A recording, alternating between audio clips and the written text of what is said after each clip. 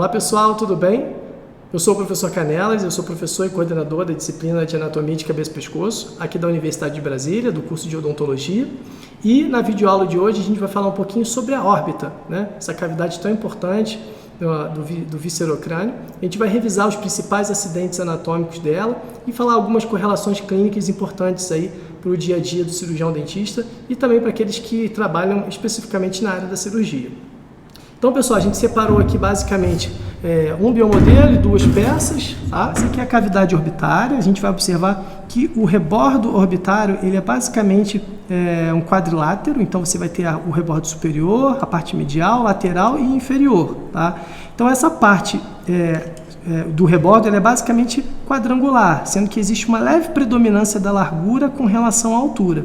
Conforme a órbita ela vai se estreitando em direção ao ápice, a gente vai vendo que ela perde essa característica quadrangular e ela vai ficando triangular. Isso acontece por quê? Porque, na verdade, a parede medial ela acaba se juntando com o assoalho na região do ápice orbitário. Então, você vai ter aqui, basicamente, na base, um quadrado, né, ou algo semelhante, e no ápice você vai ter um triângulo, né, formado aí pela junção da parede medial e o soalho, com o teto e a parede lateral. Então, a gente vai começar a revisar aqui os principais acidentes anatômicos. Tá?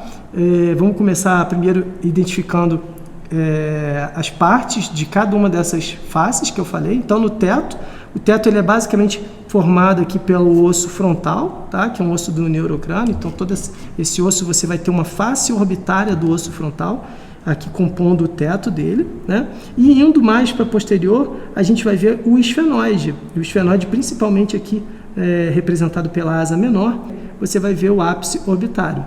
Então, o teto é basicamente isso. Aqui na parede medial é uma parede um pouquinho mais complexa, a gente tem uma quantidade maior de ossos. Nesse lado aqui a peça tem um pequeno quebrado nessa lâmina papirácea do etimoide.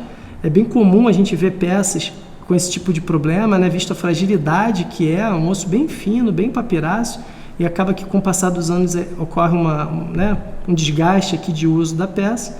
Então, desse lado aqui é a mesma coisa, ó, também está quebrada a lâmina papirácea, mas a gente consegue ver que, basicamente, a parede medial ela vem aqui desde o rebordo, né, aqui a maxila, mais especificamente o processo frontal da maxila, então, é o processo que vai da maxila em direção ao osso frontal.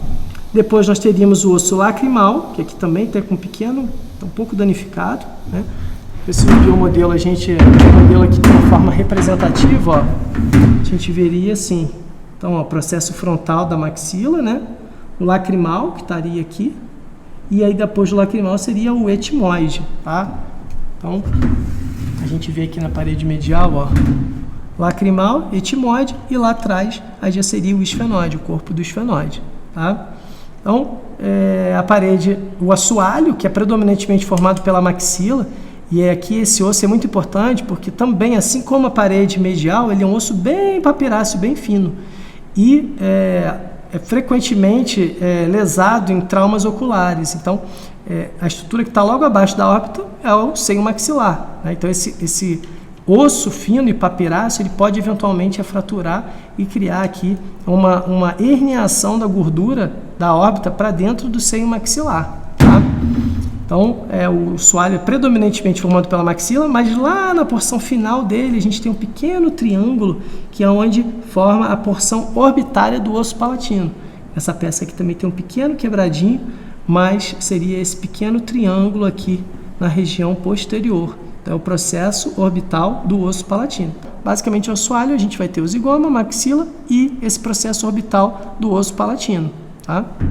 Seguindo aqui em direção à parede lateral, a gente vai ver aqui na parede lateral a asa maior do esfenoide, tá? Juntamente com o osso zigomático. Então, essa face orbitária da asa maior do esfenoide e o osso zigomático acabam formando toda essa parede lateral da órbita. E aqui vai um destaque para essa sutura, que é a sutura esfenozigomática.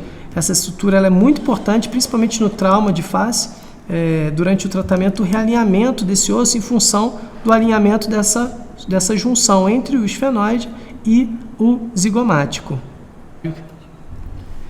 E aí, pessoal, como eu falei para vocês, né, órbita ela tem um formato mais quadrangular aqui no rebordo e vai ficando triangular, e algumas pessoas, né, fazem uma analogia aí com, por exemplo, duas mãos segurando um globo, né?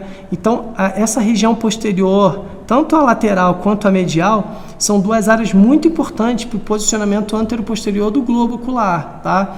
E aí, em consequência disso, alterações volumétricas que impliquem numa mudança da anatomia dessas áreas acabam gerando uma repercussão na posição anteroposterior do globo ocular, tá? Isso quer dizer o quê?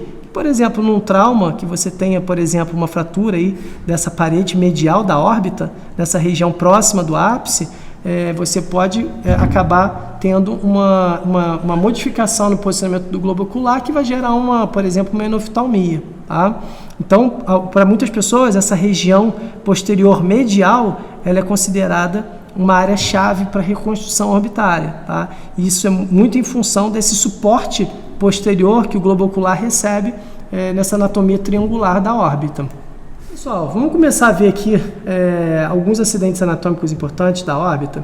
A gente pode observar aqui que a órbita ela tem duas grandes fissuras, tá? Uma fissura orbital inferior, que é essa aqui, ó, que vai estar basicamente comunicando a órbita com a fossa infratemporal. Então a fossa infratemporal está aqui, ó.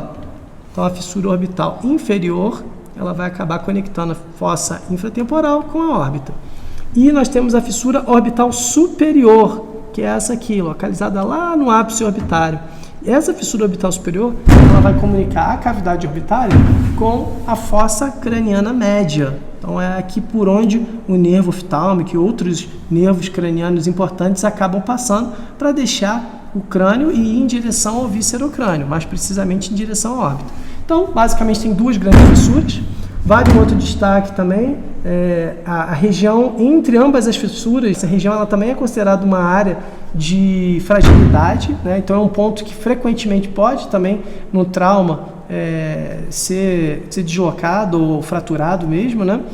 E é uma área também importante para a reconstrução, porque ela é nada mais nada menos do que aquele suporte apical que a gente falou aqui há pouco. Então a gente tem as fissuras, né? Eu já falei. A gente tem ainda aqui o canal óptico, que é essa abertura por onde passa o nervo óptico. Vai, assim como a fissura orbital superior, comunicar a cavidade orbitária com a fossa média do crânio, essa cavidade. Então aqui tá ficaria o quiasma óptico e o nervo óptico entraria exatamente aqui por esse canal para ganhar a cavidade orbitária. Tá? Então, continuando aqui, na parede medial da órbita, pouco acima do etimoide, mais precisamente na junção do etimoide com o osso frontal, a gente vai ver dois pequenos forames, o forame etimoidal posterior e o forame etimoidal anterior.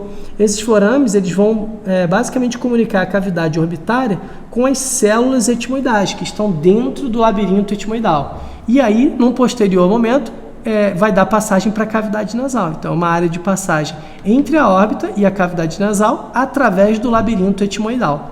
Então, a gente tem os forames etimoidais posterior e anterior. Tá? Ainda na parede medial, a gente vai ter um ducto. É um ducto extremamente importante que vai comunicar diretamente a cavidade nasal com a cavidade orbitária.